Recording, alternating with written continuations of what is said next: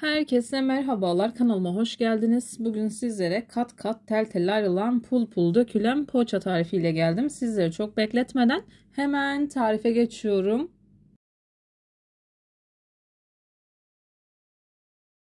Tarifim için ilk olarak yoğurma kabına 1 paket instant maya, 1 yemek kaşığı toz şeker, 2 bardak ılık süt, 1 çay bardağı sıvı yağını ekledikten sonra malzemeleri güzelce karıştırıyorum.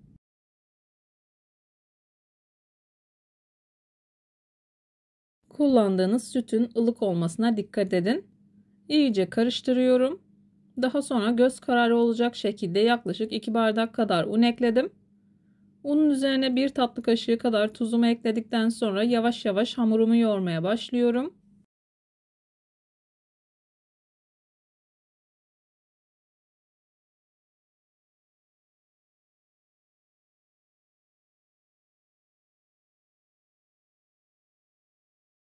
Unu azar azar kontrollü bir şekilde eklemeye özen gösterin. Ben bu tarif için toplamda 4,5 bardak kadar un kullandım. Unun markasına ve kalitesine göre değişkenlik gösterebilir. Lütfen kontrollü ekleyin.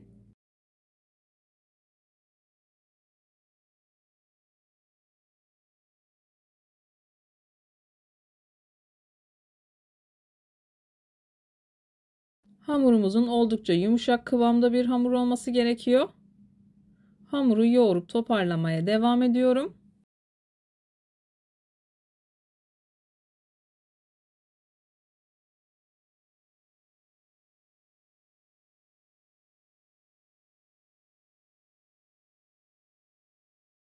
Hamur elinizde bu şekilde yapışıyorken 1 yemek kaşığı kadar sıvı yağ ekleyip hamuru yoğurup toparlamaya devam edin. Hamurun yumuşaklığını sizler de ekrandan görebiliyorsunuz.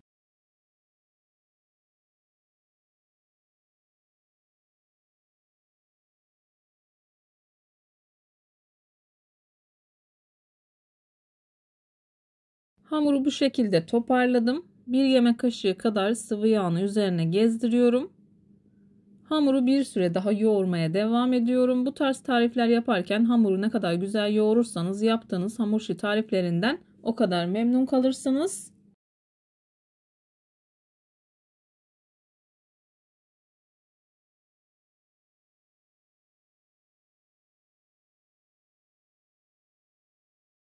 Ben hamurumu yoğurmaya devam ederken buraya kadar gelmiş olan siz değerli takipçilerimden her zaman olduğu gibi ricam yoruma kalp olur, emoji olur veya tarifim hakkında farklı bir fikriniz varsa bunu da benimle paylaşabilirsiniz. Ayrıca videolarımı sevdiğiniz kişilerle de paylaşarak bana bu şekilde destek olabilirsiniz.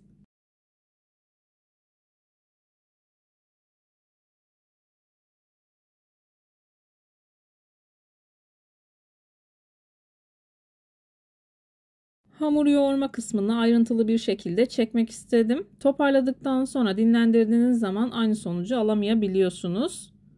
Üzerini kapatıyorum. Yaklaşık 1 saat kadar mayalandırıyorum.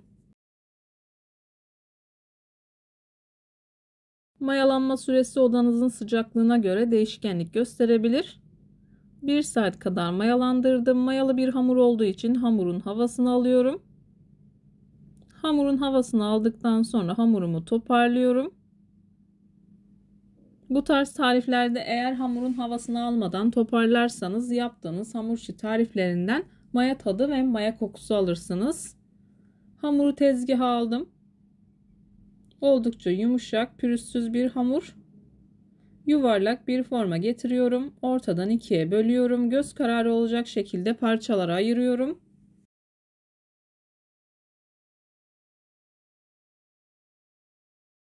Ben bu hamurdan toplamda 15 adet beze elde ettim.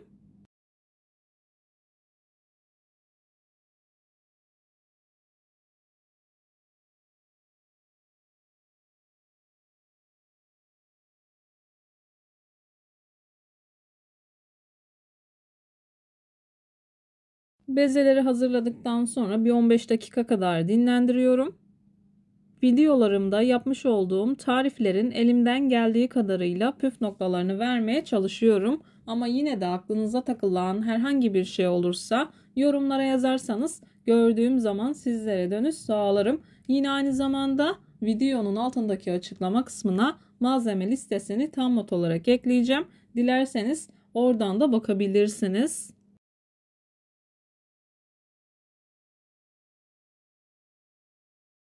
Bezeleri hazırladığım uygun bir servis tabağına alıyorum. Altını çok az unladım. Üzerini tekrardan kullandığım streçle kapatıyorum. 15 dakika kadar dinlenmesi yeterli olacaktır.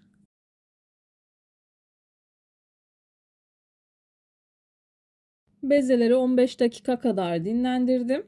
Gördüğünüz gibi çok güzel bir şekilde kabardılar. Her bir bezenin üzerine 1 çay kaşığı kadar oda ısısında yumuşamış olan tereyağından koyuyorum.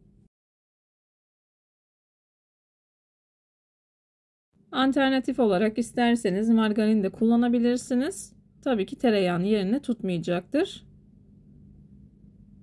Yağı koyduktan sonra hızlı bir şekilde hazırlama aşamasına geçiyorum. Oldukça yumuşak, kolay bir şekilde hazırlanıyor. Altını çok az yağladım. Elimle pasta tabağından biraz daha küçük olacak şekilde açıyorum.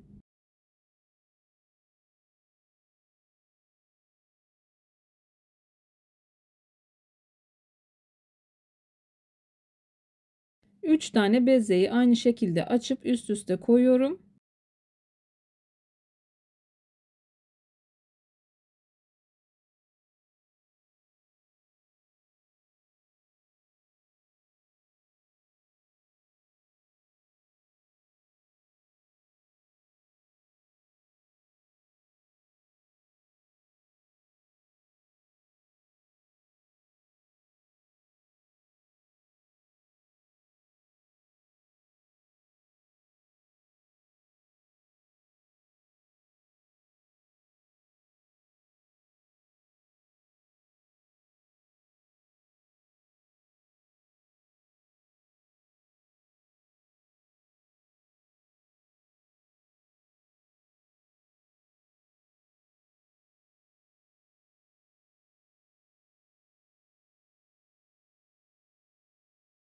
Beş tane üçerli grup hazırladım. Servis tabağına tekrardan alıyorum. Üzerine aynı streçle kapatıyorum. Ekstradan bir tane daha poşete koyup bir 15 dakika kadar buzdolabında dinlendiriyorum. Kesinlikle hava almaması gerekiyor.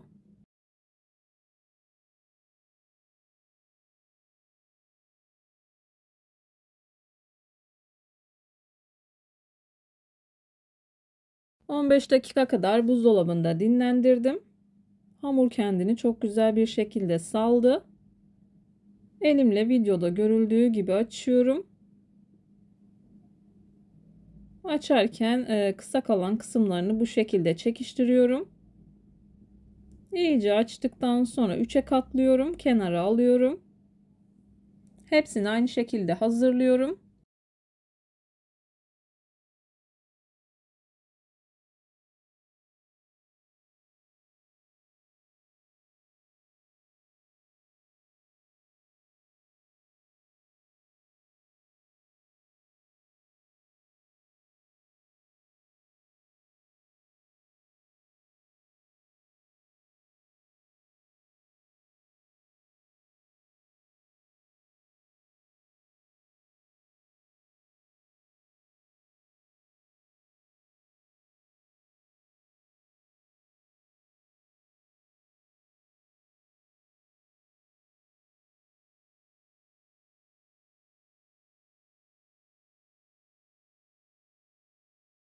Katlama işlemini tamamladıktan sonra bir hamur kartı ile 3'e bölüyorum. 3'e böldükten sonra ben iç harcı olarak sürülebilir çikolata kullandım. İstediğiniz iç malzeme ile bu poğaçaları hazırlayabilirsiniz. Kat kat tel tel pul pul dökülüyor.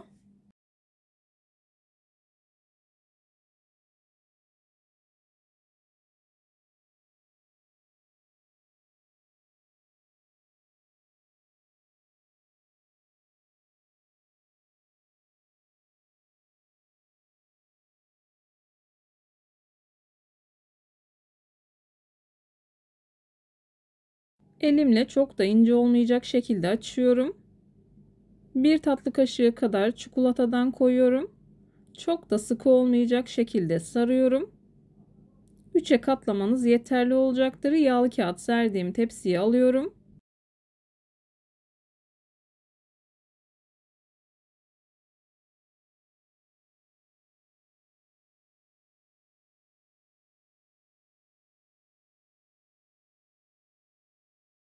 Poğaçalarımın hepsini hazırladım. Yağlı kağıt serdiğim tepsiye aldım. Elimle bu şekilde üzerine çok az bastırıyorum. Daha sonra 20 dakika kadar tepsi mayası yapıyorum.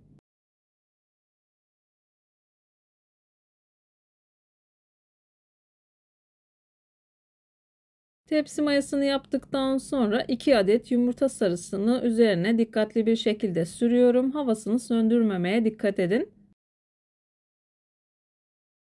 Önceden ısıtılmış 170 derecelik fırında altı üstü güzelce kızarıncaya kadar poğaçalarımı pişiriyorum.